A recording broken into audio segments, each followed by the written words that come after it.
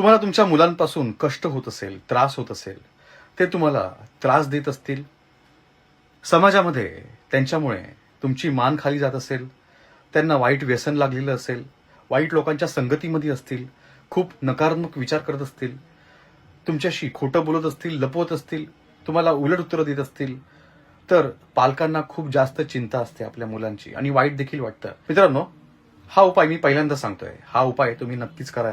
हा उपाय 3 मंगळवार किंवा 3 रविवारच्या दिवशी तुम्ही करू शकता. मित्रांनो, तांब्याचा एक लहान कलश तुम्ही विकत घ्या, नवीन. त्या कलशामध्ये अख्खे कच्चे मूग घ्यायचे आहेत आणि तो कलश भरून घ्यायचा आहे.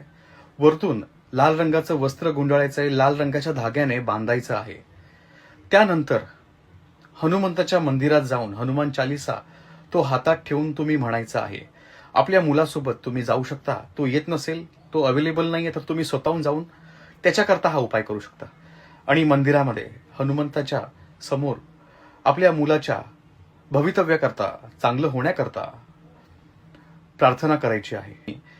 तो कलश हनुमंताच्या जवळ ठेवायचा आहे. हा उपाय तुम्ही भटजींकडनं देखील करून घेऊ शकता. तो कलश त्यांच्याकडे देखील देऊ शकता. तुम्हाला जर का परवानगी देत नसतील तर खूप चांगला फरक पडेल. व्हिडिओ लाईक करा, शेअर करा, श्री स्वामी समर्थ कमेंट करत जा.